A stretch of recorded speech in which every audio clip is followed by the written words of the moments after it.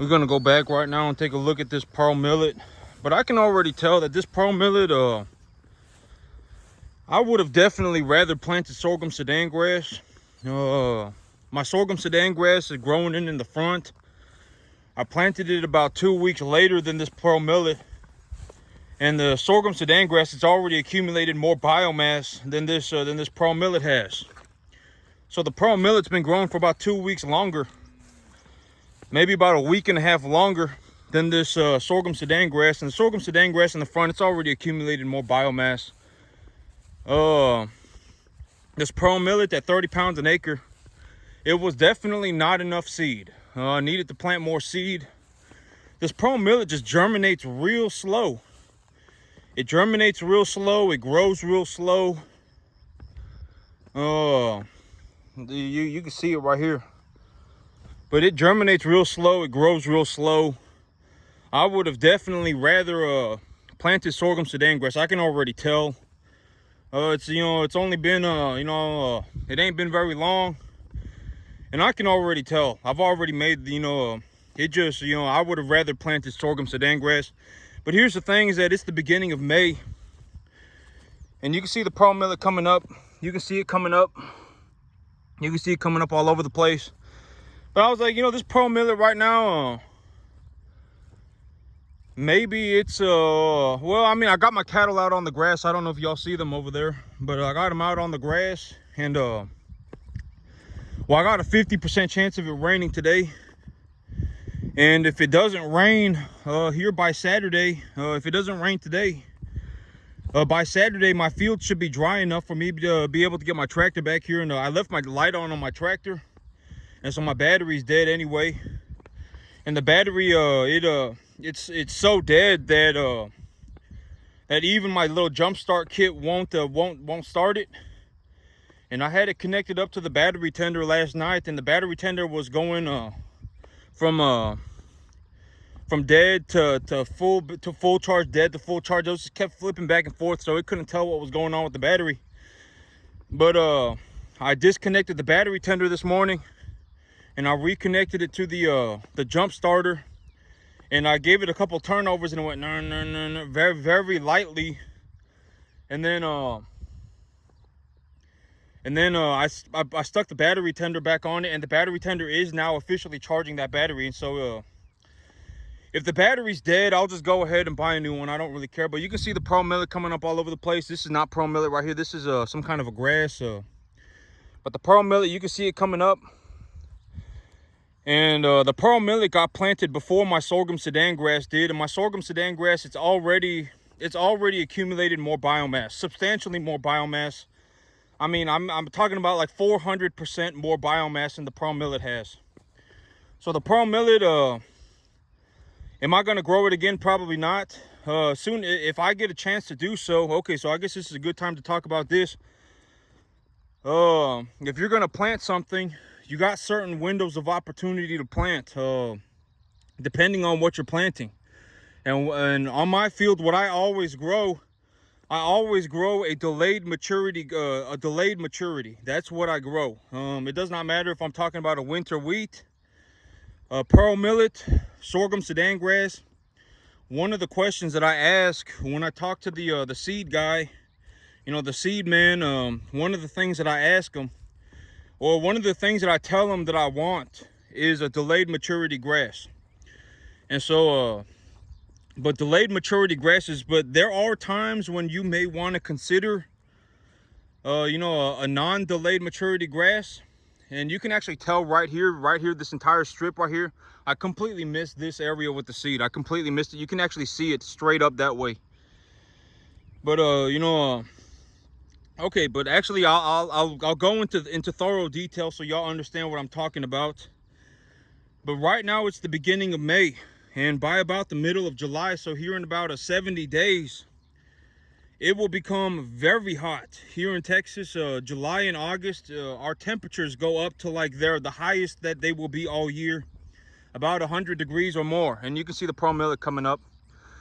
So it will come up over 100 degrees by the time it hits July or so. The middle of July through August, the temperatures will skyrocket.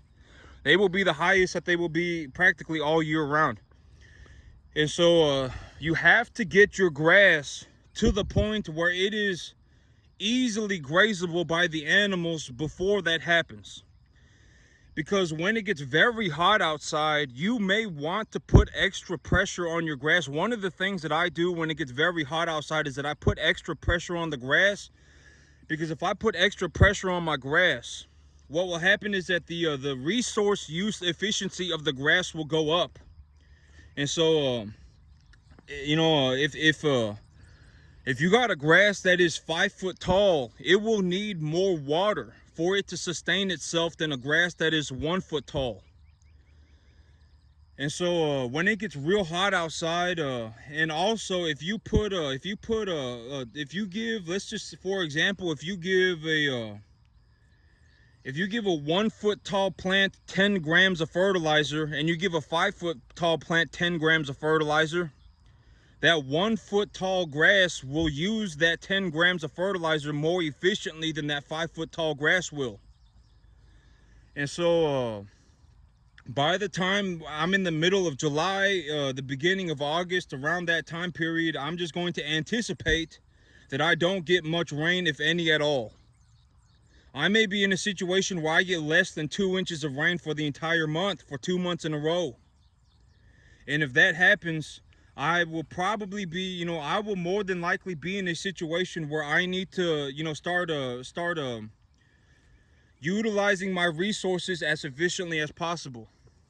And so if it comes down to it, I may be in a situation where, I need to graze my grass as low as I can to increase the resource efficiency that the grass is because if there's plenty of water everywhere, if it's raining 4 or 5 inches a month, there's plenty of water. I can legitimately just do whatever I want. I can fertilize it whatever I want, and the grass will grow to 5 feet tall. But if it's 100 degrees outside and I get less than 2 inches of rain for 2 months straight, there's not going to be enough resources for me to just grow the grass however which way that I want to. And so by the time middle of July, so you need to have a grass that, if it can, which it probably will, not if, but when it comes down to it, you will need to graze the grass, either graze it or harvest it. I mean, you can also bale it for hay, right? You can also bale it for hay. You don't have to just graze it with cattle. But that's also what I mean by, like, if you're planting a grass, look at the maturation date of the grass. If it's going to take 60 days for the grass to mature, if it's going to take 60 days for the grass to be at 10% seeded, if it's going to take 60, 75 days for the grass to be 10% seeded, and you want to harvest the grass at that stage, then plant it according to that time period. Like, if you want to harvest it on the 60th day, if you are writing a plan down on a piece of paper, and you're looking up the grass, and the person if you go to a good seed company, if you go to like a knowledgeable seed company, they'll have all this information in a pamphlet. And so you just look up the maturation date of the grass. It's going to take 60 days for this grass to be a 25% flag leaf, right? If you want to see a 25% flag leaf on your grass, if you want to see a quarter of your grass have a quarter of your entire grass population with a flag leaf, it's going to take 45 to 60 days. And if you want to harvest it at that stage, then plant it according to that time period, right? It's not rocket science. If you anticipate that 10% of your grass will have a flag leaf by the 60th day, then plant it 2 months in advance. It's not difficult. It's not rocket science. And so but that's the thing. Right now, I still have about a 2 week window if I wanted to plant more grass.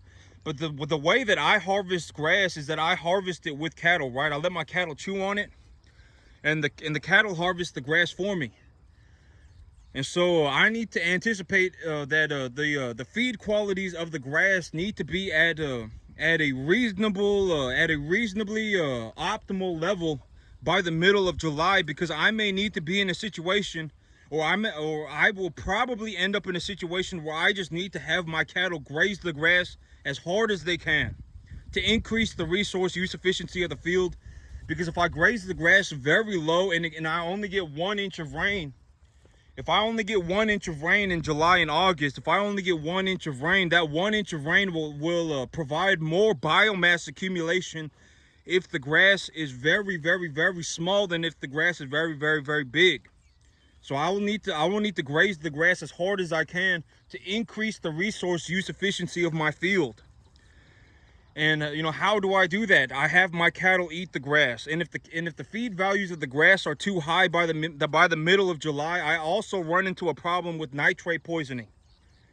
You know, I may end up with a nitrate poisoning problem. I may end up with prussic acid poisoning problems, etc., etc. And so that is how I grow grass. You know, that is you know, it's not just me either, right?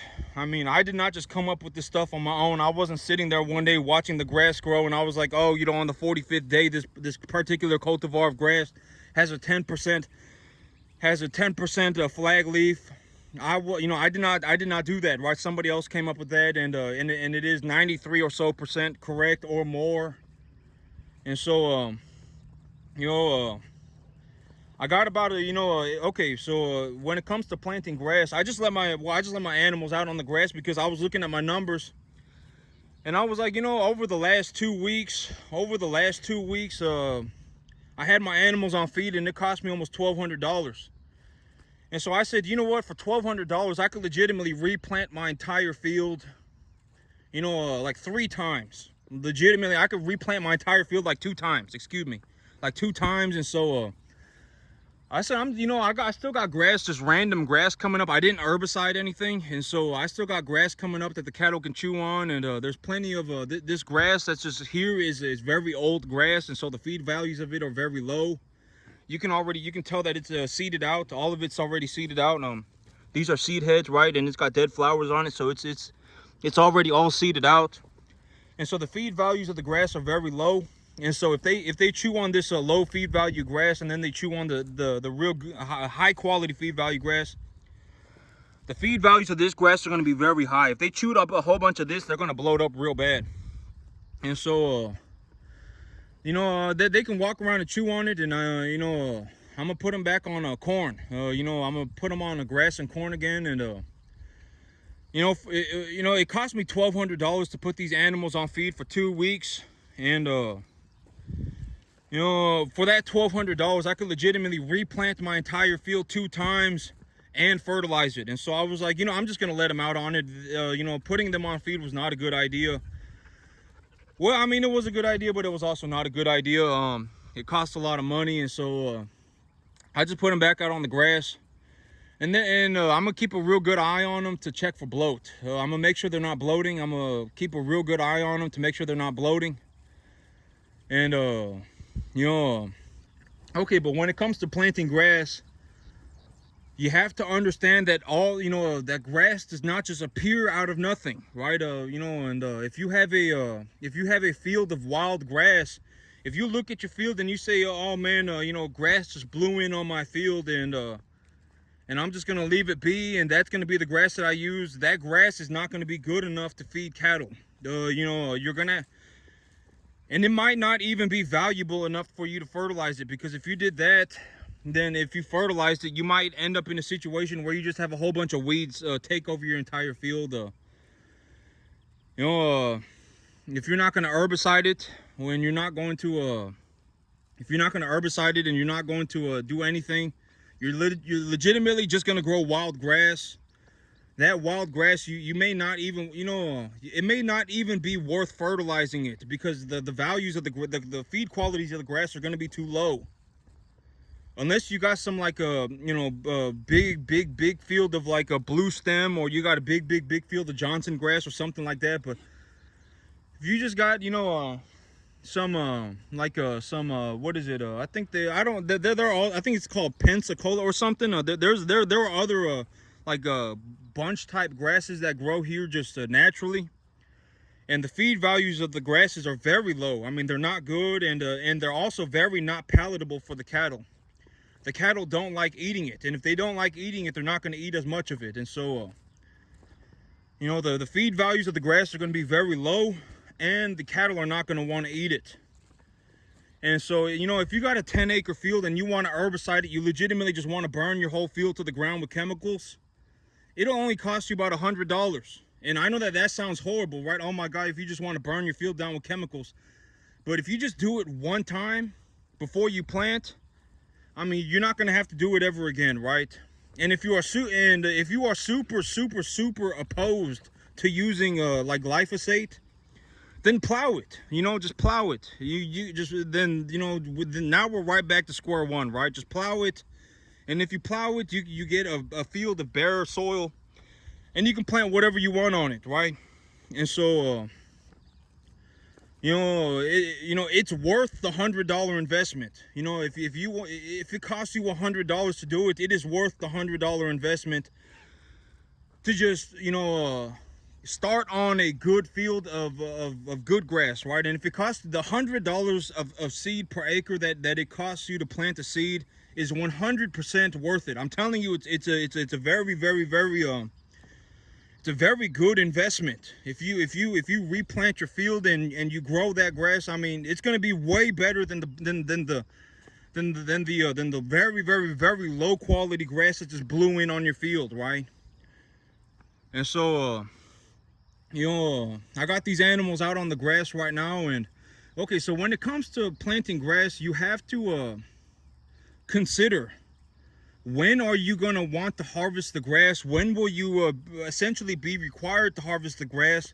Because at a certain point, like in the middle of July, the beginning of August, the weather will not allow your grass to grow anymore under any circumstance. Unless you have a massive amount of water that you can apply to your field. Once it gets blazing hot outside, it does not matter what you do. Once it gets blazing hot and there is no water, if you don't have any rain and it's blazing hot outside, it does not matter what you do. Your grass will not grow. And so, and if you only get 1 inch of water for the entire month, you want to make sure that you maximize the biomass accumulation from that 1 inch of water. You want to make sure that you maximize it. And how do you do that? You graze your grass as hard as you can when you still have a little bit of water on your field, and then you graze your grass as hard as you can, so that if it does rain 1 inch, that 1 inch of rain produces the maximum amount of biomass that it can. And so you want, when you only have a certain amount of time, you only have a certain window to plant certain grasses. You have to consider the maturation date of the grass, of your crop. You have to consider the maturation date of the crop, the feed values of the crop, and when it should be harvested and at what time it should be harvested. And you also have to consider the weather. You cannot just go around at any period of time and plant whatever you want, because it will not grow. I'm giving you the best objective information that I can. This is true whether you want to believe it or not. It is 93% or more correct to do something else only if that something else is objectively a better idea. But this is what I've said, right? This is objectively correct information. Even if you disagree with me, it does not matter. You are disagreeing with me because you are defaulting back to being a moron. This is true under any circumstance. This is true. 93 or so more percent correct or so. And so, okay, so if you plant your grass at the end of May, and let's say the drought hits early in July, right? And you've only had 30 days to grow the grass. You've only had 30 days to grow the grass. You might be in a situation where your grass is in the middle of its vegetative development at a very high feed value, and you turn your cattle out on it, and the cattle eat that grass, and the grass is already starting to dry up, and it's going to cause major health problems for your animals. And you may not even be able to harvest the grass. You may not even be able to harvest it if you're going to, just run cattle on it. If you wanted to bale it for hay, you could do that if you wanted. But if you wanted to run cattle on it, and you wanted to let your cattle out on it, and you wanted them to chew up on the grass, You could very well be stuck in a situation where you have a field of grass that is in its middle vegetative state that will not grow anymore because the weather is turning on you. You know, this is a very possible outcome for you.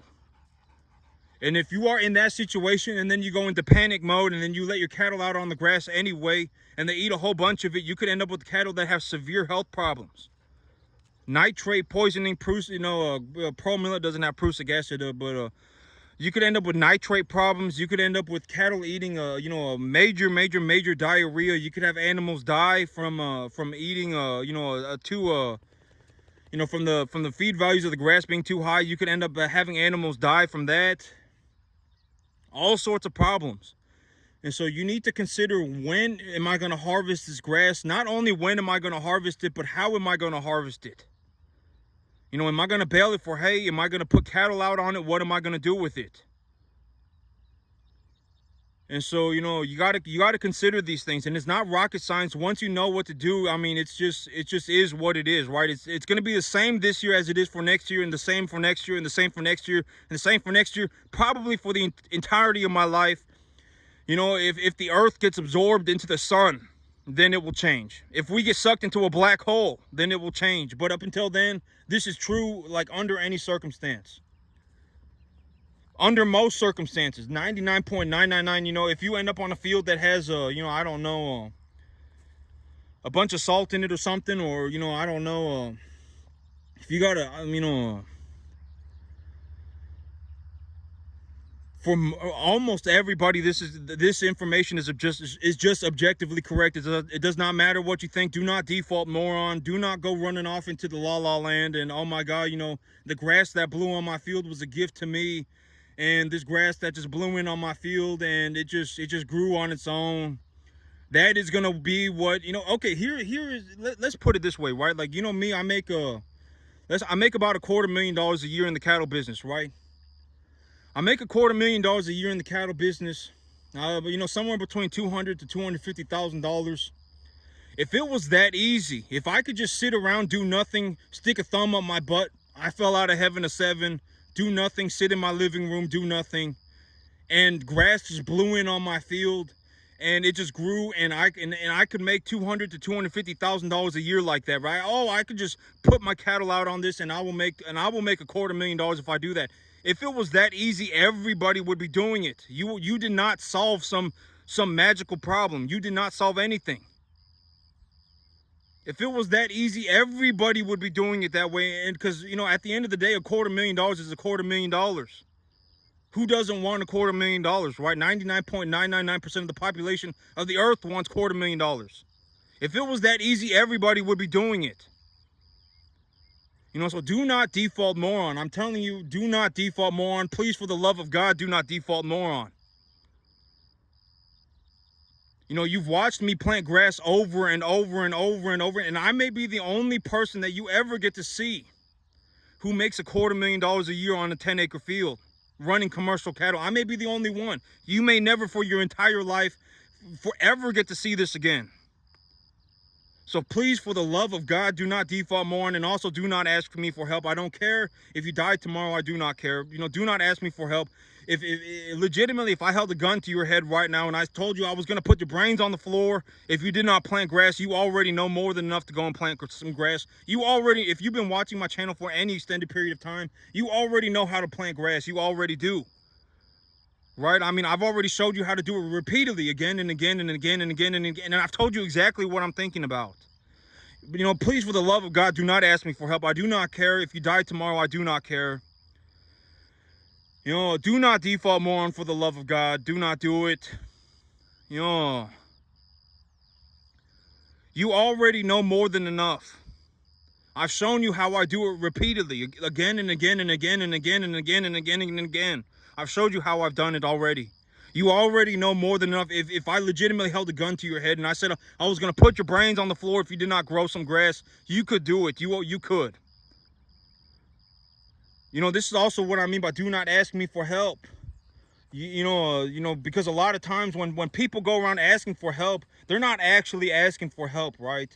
They're asking for somebody. They want somebody to hold their hand.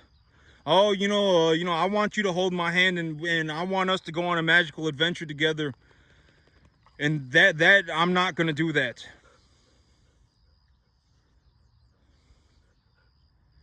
And so, I got a couple of properties, and this is actually a very good,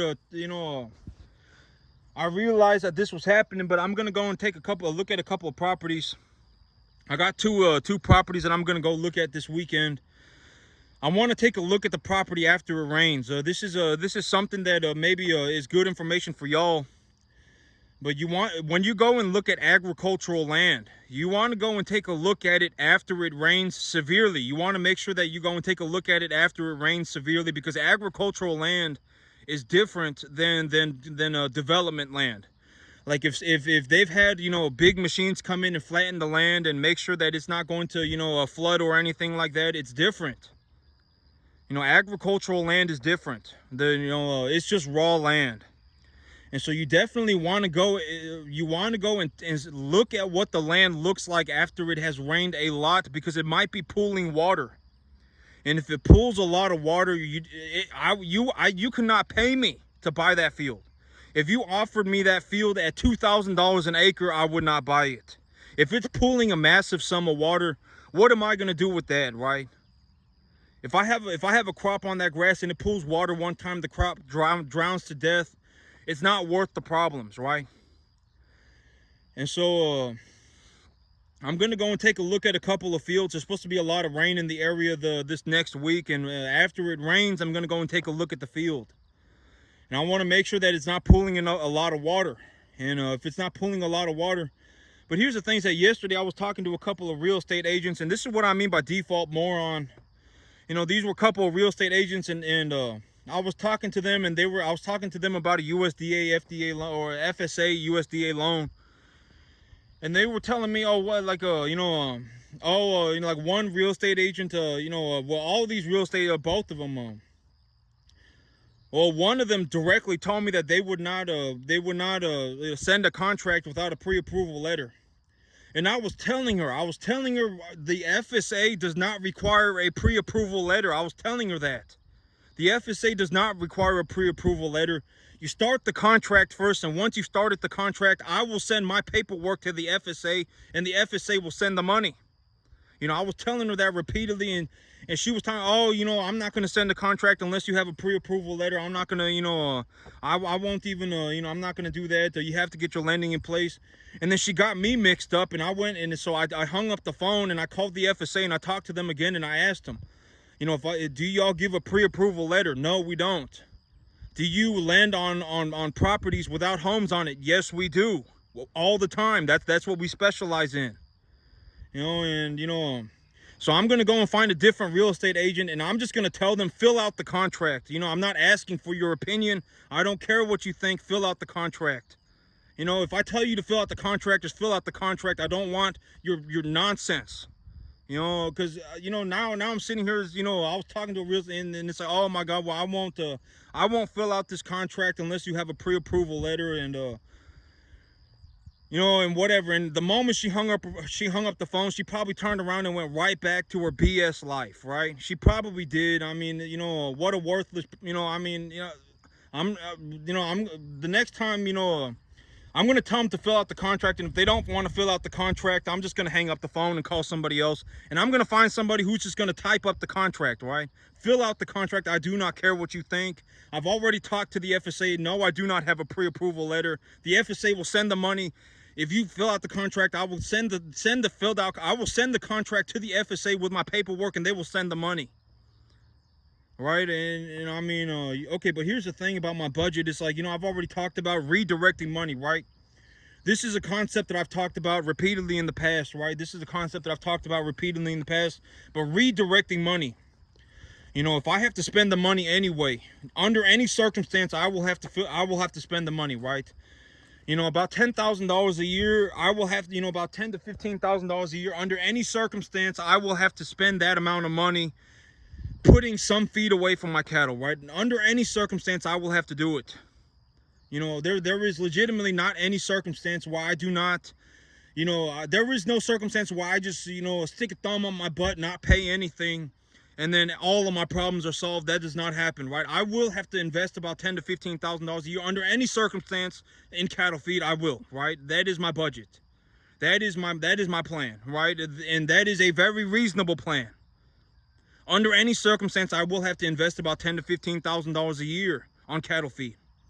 So if I take that $10,000 to $15,000 a year that I have to invest in cattle feed, under any circumstance I have to, and I plug it into the FSA loan calculator, if I plug it into a loan calculator with the FSA terms, 4.75% interest on a 40-year term, that will get me about $250,000 to $350,000. A $250,000 loan is about $1,000 to $1,100 a month. And so if I take a $250,000 to $350,000 loan, that is about what I can do for about $10,000 to $15,000. And if I take a $250,000 to $350,000 loan, I can purchase about 35 to 50 acres.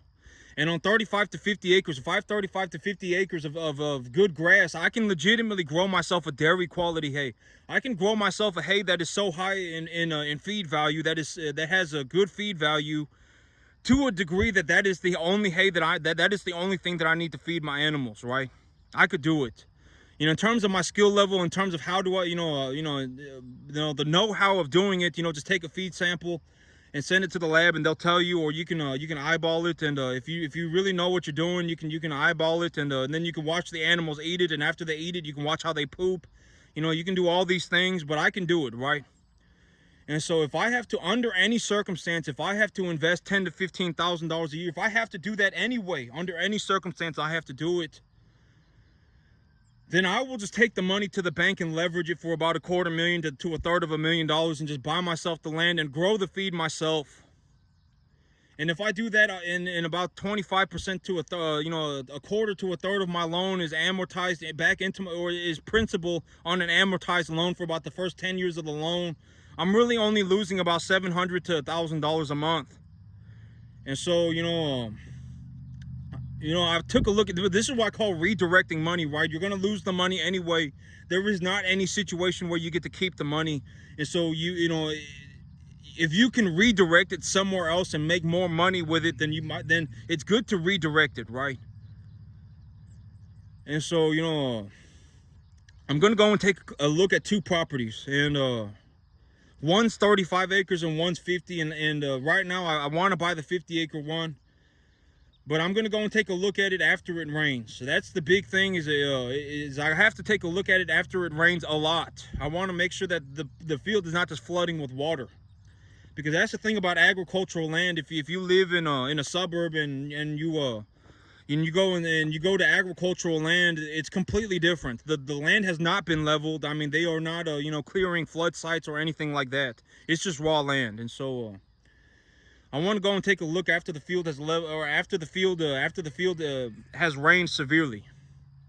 But you can see the pearl millet coming up, and I'll take a picture of the sorghum Sudan grass coming up in the front, and you can tell that the sorghum Sudan grass has already accumulated substantially more biomass than this pearl millet has. Substantially. I mean, it might be three times as much. And I planted this pearl millet at 30 pounds an acre, and I don't think it's enough seed. I'm just gonna, when I take a look at this, when I take a look at the grass, right? You see all this right here, and then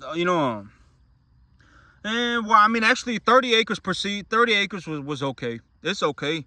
As this plant grows, it will cover up more. It was good. Yeah, 30 acres, 30 pounds an acre was good. And so, yep, I'm gonna go and look at a couple of investment properties, and I can afford $1,000 a month is not a big deal. And especially, okay, here's the things that if I buy a 50-acre field and I pay $1,500 a month for it, and a third of it is returned back to me as principal on the first 10 years of an amortized loan, and then I'm essentially only investing $1,000. I'm only losing $1,000 a month. And for if I get a 50-acre field for $1,000 a month, and I can grow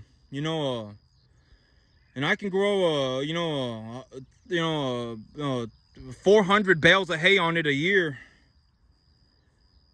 then that's very good, right? I have an opportunity to make more money, and that $1,000 a month, I've always said, don't give up on your dream because of $1,000. Please, for the love of God, do not default moron. If you give up on your dreams because of $1,000, there is no hope for you.